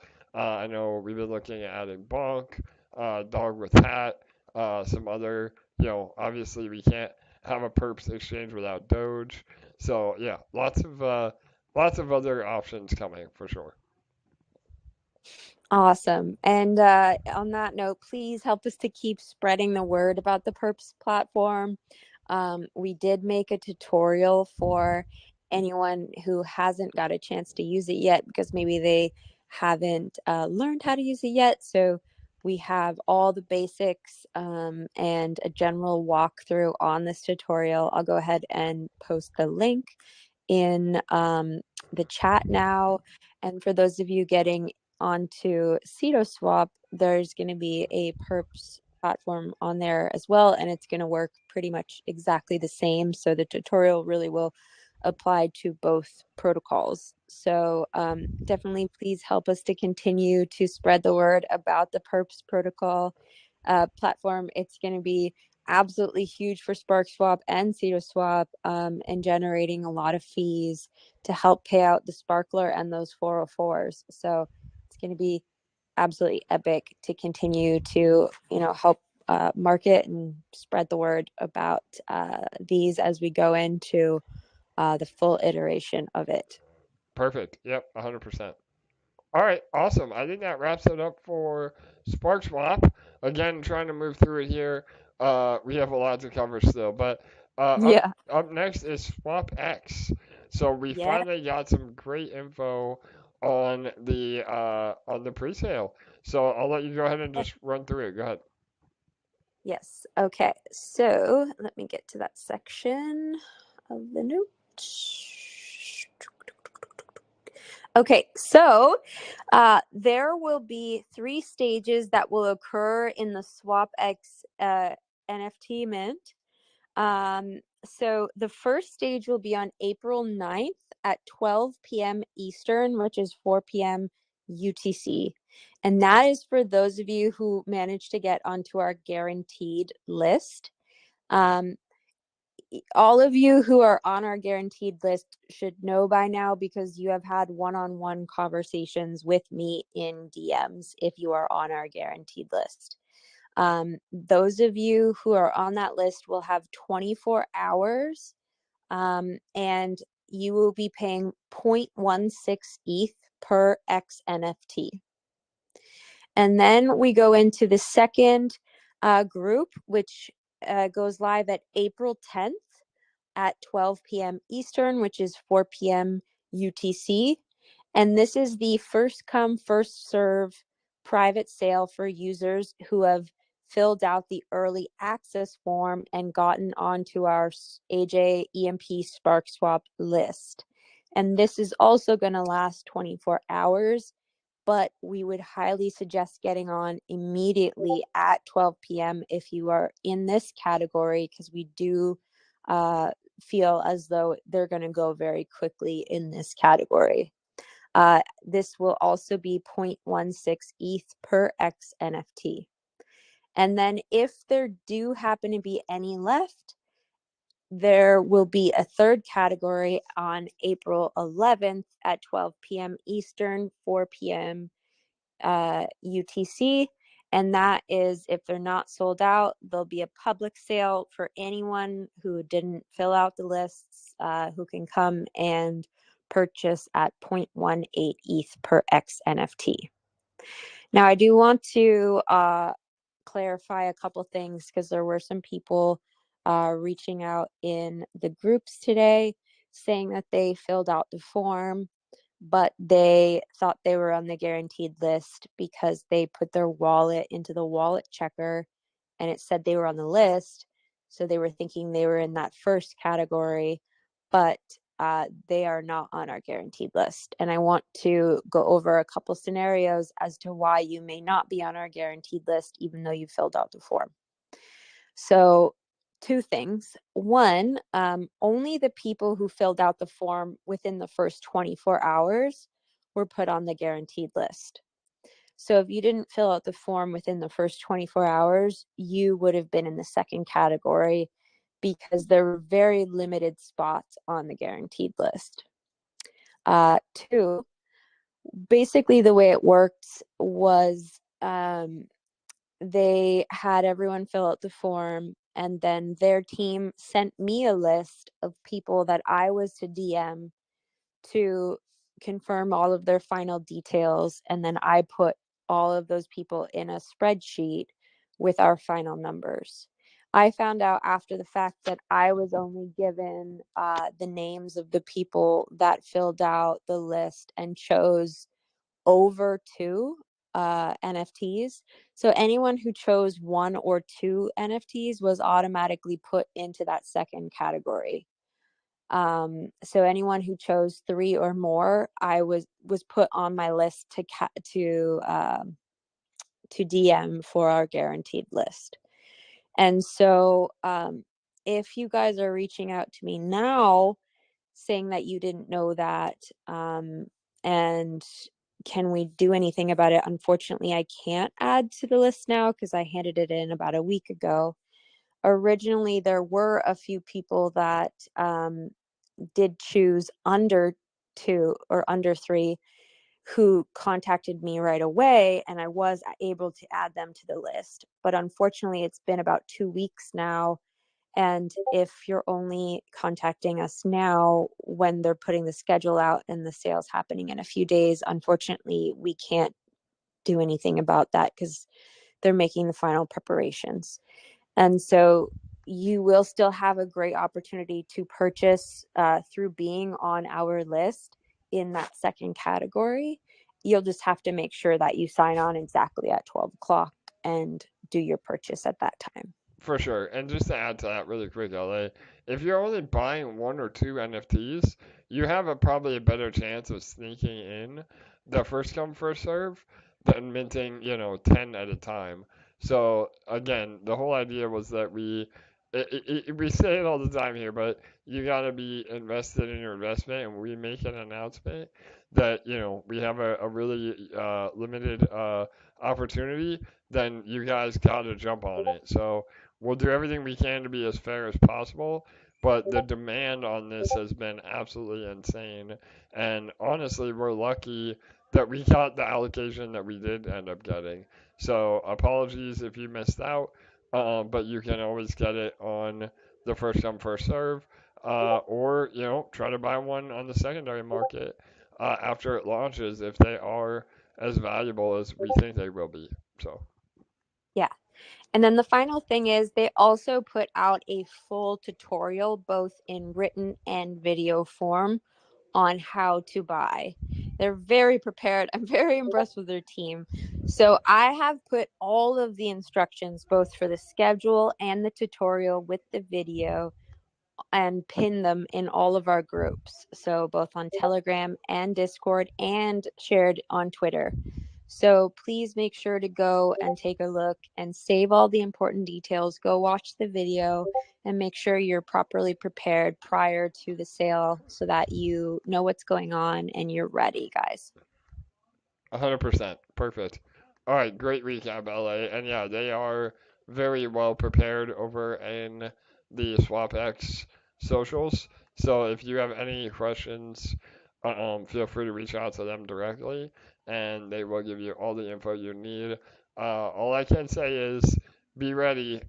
Do everything you can to rearrange your schedule to be ready on the first come first serve, because I think it'll mint out within seconds at this point. So, all right, very good. LA, last section. I'm fading fast here, so I'll do it. No yeah. worries. Can you do for me here?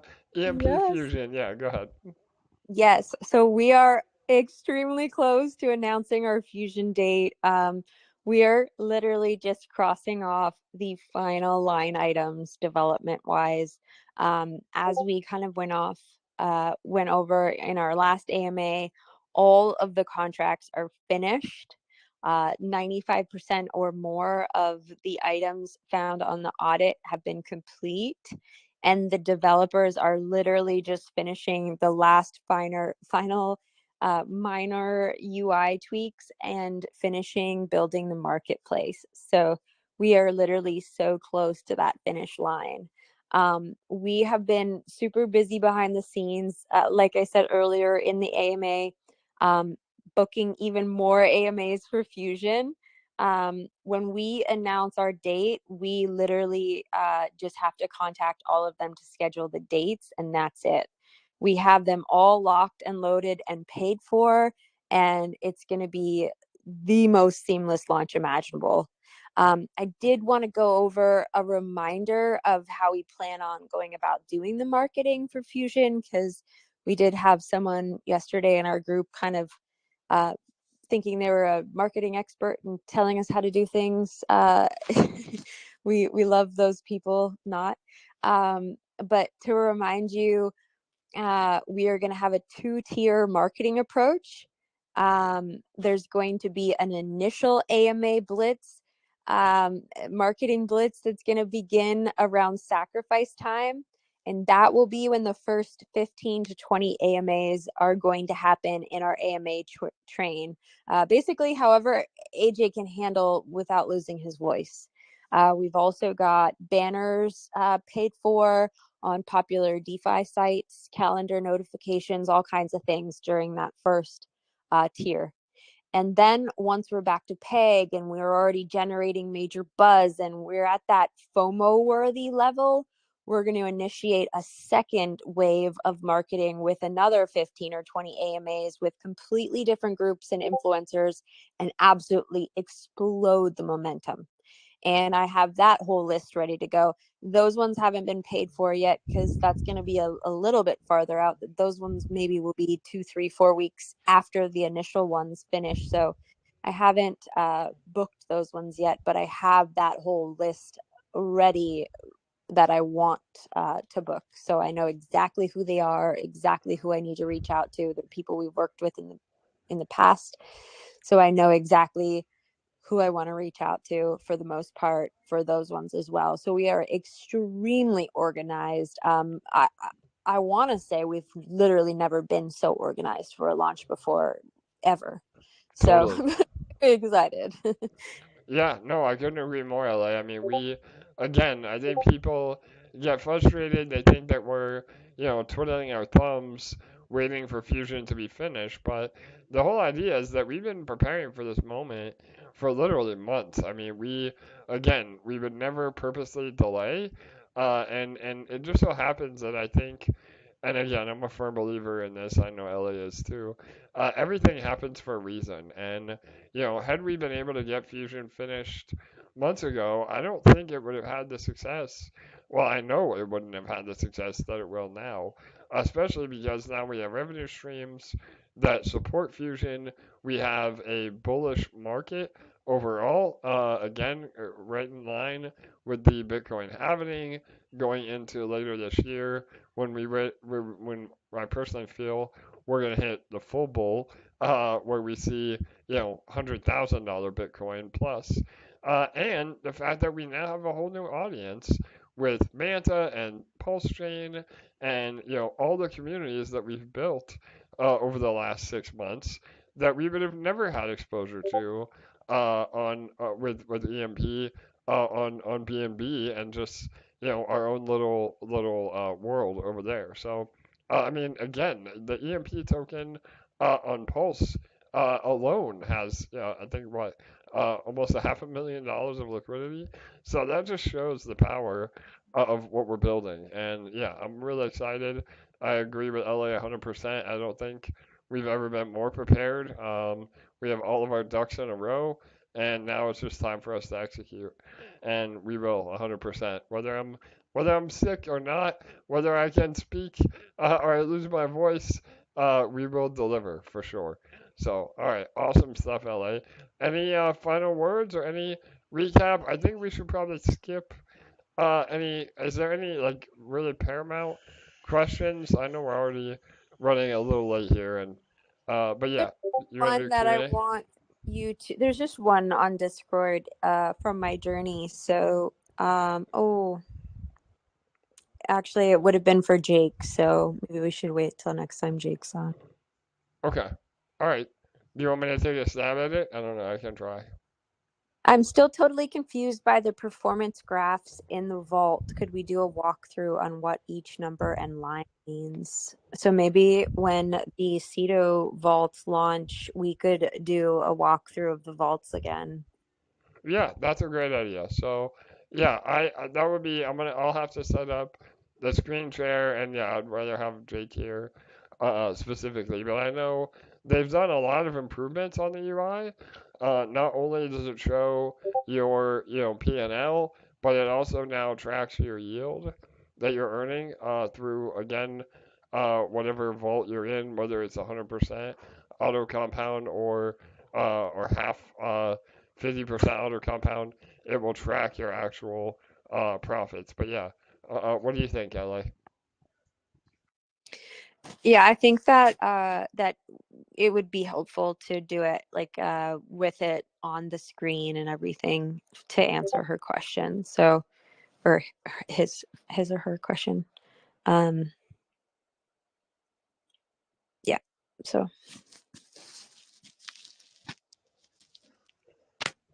Okay, perfect. Sorry, I was muted.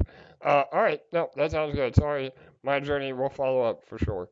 So, all right, that being said, LA, any final words? Another jam-packed episode. I feel like we went through a lot. I'm super hype for the 404s, and I think we're ready to close out the week really, really strong Gonna between be all of our protocols. Yeah.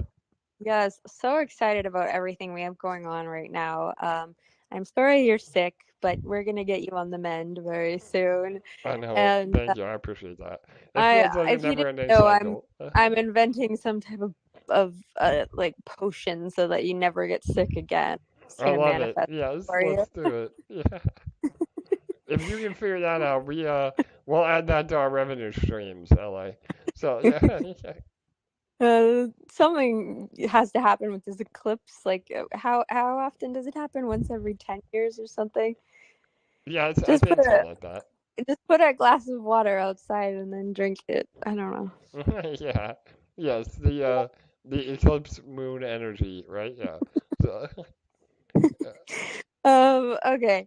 But yeah, no, I really appreciate you guys being here. If you are new, if this is your first AMA that you've been on, welcome to our empire. We welcome you to our community. We just absolutely love having you guys here. Make sure to join all of our groups. We share lots of announcements and we've got a great community. We always pride ourselves in having one of the very best communities in crypto. So we host these every Monday and Thursday to give updates on the entire ecosystem. So that includes EMP, Sparkswap, L1DEX, and CetoSwap now, and any partner projects we're involved with. So we give updates on it all. Please remember to subscribe to the channel and give it a big like so that you never miss anything that we have going on. And just to let you guys know, we do have playlists on this channel as well with educational content if you want to learn how to use any specific parts of our protocol. amazing. I love it. LA, you handled it for me. I think you covered everything we need to say. at the end, again, I appreciate all of you being here. And yeah, we come to you every Monday and Thursday at 6:45 p.m. Eastern. We'll definitely have it on Monday. Again, LA and Jake may have to take the lead again, but we'll see you then. And in the meantime, we'll have some follow-ups, not only standalone AMAs, but also maybe some of our own impromptu AMAs going over the 404 launch as well. So That being said, are we giving away a 404 tonight? yeah, I think we were. I know Jake left. Is Gannon in the chat? I don't know. How do we want to do it, LA? Did we? I'm not gonna enter a wheel tonight because there are way too many people. But what I was planning on doing was closing my eyes and scrolling down this live chat, and whoever's question I land on wins. Does that sound good? Yeah, that's good. We had a great engagement in the live chat. So a lot of yeah, great questions. totally. Too. So that shows those I'm that gonna are start at the top and then give it a big old good scroll. All right, go for it. Nope. Gannon says yes. We're giving away one. So perfect. Bobby O, you're the winner. All right, Bobby O. We'll reach out through YouTube, right? LA, how do you want to do it? Bobby O, can you post your contact details either for Discord or Telegram below, please? Perfect. Before we end the stream. Yeah, before we end. No scammers. If you don't, Bobby O, then we'll figure out. We'll give away two on the Twitter space or something. But yeah, we're going to have a Twitter space. We just have to lock down the details for the date. It'll likely happen early next week. So I will be posting the all the details for that. It's going to be a joint Twitter space with Sparkswap, Ceto, DexFi, all of that, all of our accounts on Twitter. And we're going to blow it up big. We're going to do another giveaway on that one. So if you didn't win tonight, make sure to attend on that one because we're going to do a big giveaway on that one also. Perfect. And Gannon says he knows Bobby O. He's on their Discord. So, all awesome. Right, we're good. Congrats, Bobby O. All right, that'll wrap it up, LA. Thank you. As always, much love to all of you. And we are only getting started here. So, yeah, good. One more sorry, thing. Yeah. I just wanted to say one more thing. For anyone who's listening to the replay who might be in a different time zone, who's a little disappointed that they weren't awake to win the NFT tonight, we will host the Twitter space at a different time of the day so that you have an opportunity to win at that time. Perfect. Okay, I think that's very fair. All right, awesome. All right, now for real, we will see everybody later, right? No, all right, Yeah. LA. All right, good night, good day. We will see you all on Monday. Have a great weekend, everyone. Bye bye.